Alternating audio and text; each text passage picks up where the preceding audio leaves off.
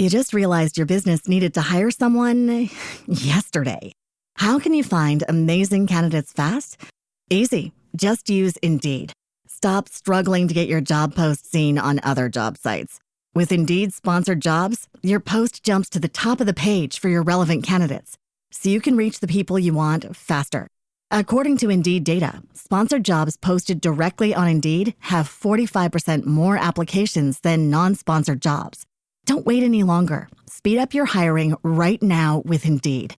And listeners of this show will get a $75 sponsored job credit to get your jobs more visibility at Indeed.com/kidsandfamily. Just go to Indeed.com/kidsandfamily right now and support our show by saying you heard about Indeed on this podcast. Terms and conditions apply. Hiring? Indeed is all you need. Where can you park a food truck for free? And where can I park my food truck overnight? These are two super important questions. If you are just starting your food truck business, or you are already a food truck owner and you're looking to figure out a better way or even a less expensive way of parking your food truck, whether it be overnight or just throughout the week as you need it for different events. So welcome to Food Truck Freaks. We are YouTube's premier food truck entrepreneur channel. It is Damian Roberti and founder and CEO of Marketing Food Online, which is our other YouTube channels here. We are not new to YouTube. We've got nearly 100,000 subscribers on our other channels for food entrepreneurs, and we decided to start a food truck channel because we've had so many fantastic subscribers ask questions about the food truck industry on Marketing Food Online. So this channel is all dedicated to food trucks and helping you get one started, and not only do that, but grow it and help you create multiple streams of income with your food truck. So in this video, we're going to cover where can you park a food truck for free. This is a great question because in a lot of cities and counties, you end up having to either pay substantially to actually have your truck parked in a specific area legally. And of course, in a lot of places, you can do it if you are attached to a commissary kitchen or commercial kitchen. So we'll get to that in just a minute. So let's dive into the first thing. So parking for food trucks at breweries. So there's a huge increase in those microbreweries that pop up all over the country.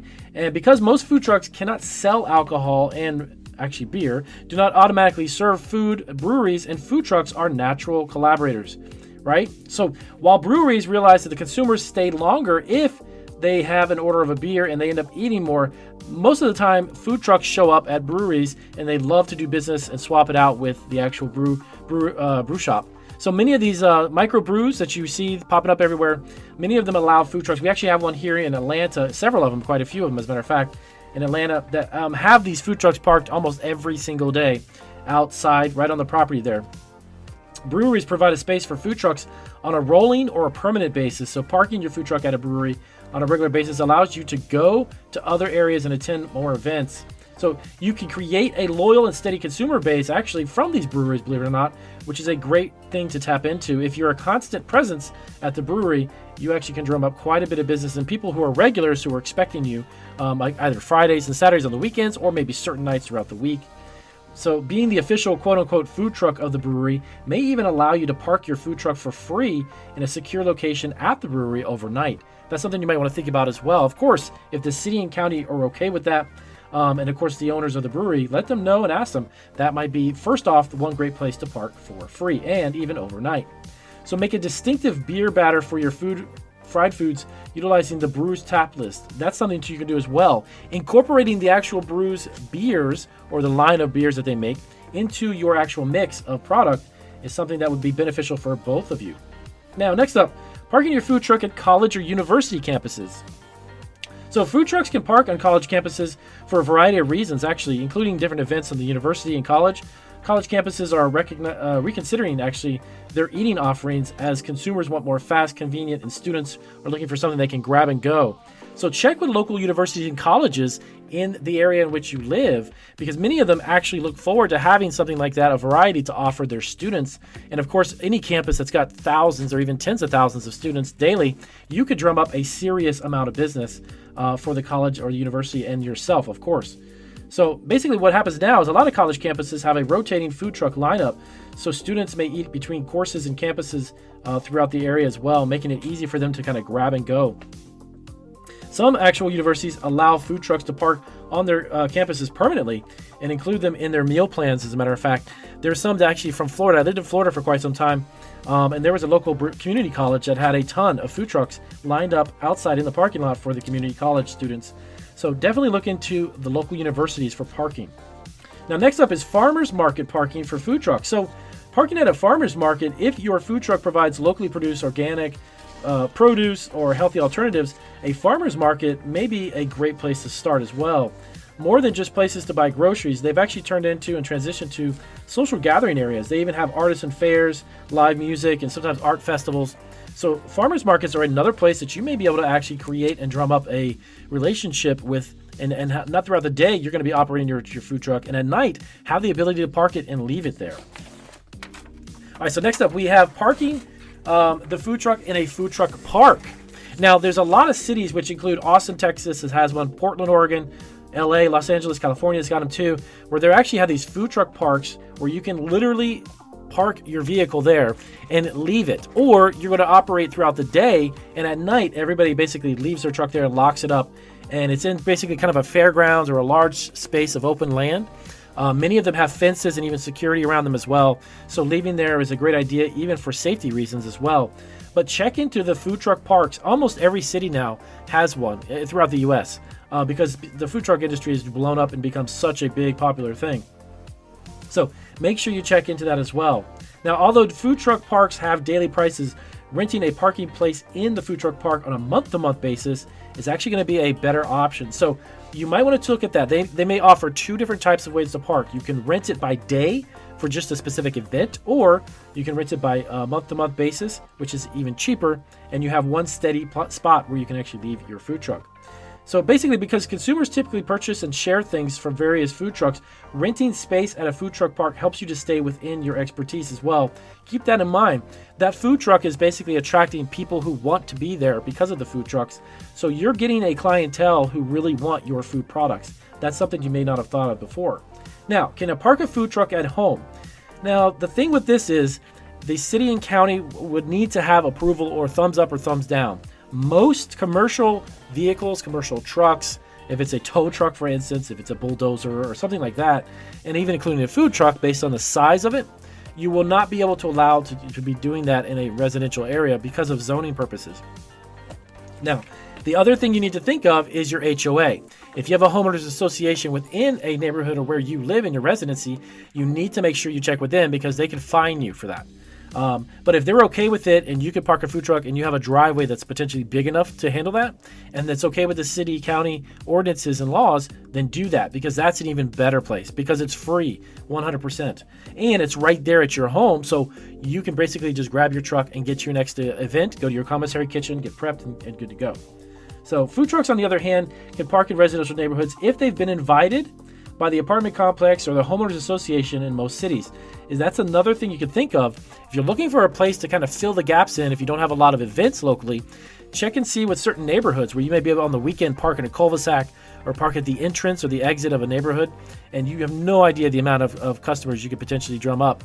There's a lot of neighborhoods that have basketball courts or gyms or tennis courts or things of that sort. So it's a very active community. Check with those communities to see about parking your food truck there and having the ability to potentially leave it at home. So you got to keep in mind, as we mentioned before, a lot of homeowners association fees, apartment complexes and HOAs, they kind of enjoy having a rotating variety of food trucks in the area. So that's something that may be inviting for them. Check with them first to make sure that you can. Now, next up, this is something that's really unique, and I see it a lot in Atlanta, is food trucks that park at gas stations. Now, this might be a very profitable site if the gas station agrees to let you park your food truck on their property to attract hungry travelers. You've got truck drivers, people coming in for gas to fill up. A lot of gas stations don't necessarily offer food per se. They have a lot of snacks, but not necessarily food. I have seen nonstop all over Atlanta, there are gas stations filled with food trucks. And sometimes what happens is that when you ask the owner of the actual gas station, hey, I'll give you like 5% or 10% of what I'm selling, or is there a fee? Maybe they're just going to charge you a flat fee to do it. But gas stations are big time travel in and out. And you actually get a lot of non-local people as well. So keep that in mind. You may end up having a lot of travelers who are just coming through. And if you've got tacos or something they can grab and go, a hamburger or fries or something, that makes a lot of sense for people to stop and eat with you at your food truck. So next up, hospitals. Medical facilities and hospitals. It may be highly profitable and actually mutually advantageous actually to park a food truck in a hospital campus. So you got to keep in mind there are hundreds, if not thousands, of hospitals all over the U.S. Many of them will be fine with you parking out there because they are getting a lot of visitors who may be coming to the hospital, people who get admitted, and they come to see their family members, and they want to grab something on the way out. A lot of hospitals do have cafeterias. I do understand that. But you definitely want to make sure that you are tapping into that existing base there. Okay, so next up, how to get your food truck in a great parking spot. So when you get to your event, if you have time, if you're not able to get there with your truck when you're supposed to open up a designated time frame, make sure you send someone ahead to kind of get a good spot in the food truck park if they're not going to hand out specific spots.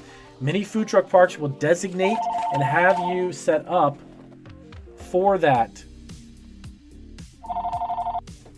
So you want to make sure that you get a great spot. So when you attend one of these events or even a food truck festival, make sure that you're either designated a specific spot to park your truck or you're going to send somebody ahead to secure a specific location. Parking for food trucks during the day can be expensive. So I've actually calculated, come up with a kind of an average cost of parking your food truck in several different areas. Now, bear in mind the cost will vary based upon the city and county, but here's what we've come up with. So food truck parking costs, depending on the city, monthly food truck park leasing charges range about between $500 to potentially $1,000. That's on a monthly basis, okay? While food truck parks have daily fees, it's going to be more expensive than monthly leases if you actually get it by the month. So see if you can park by the month. Next up, fees for the food truck events.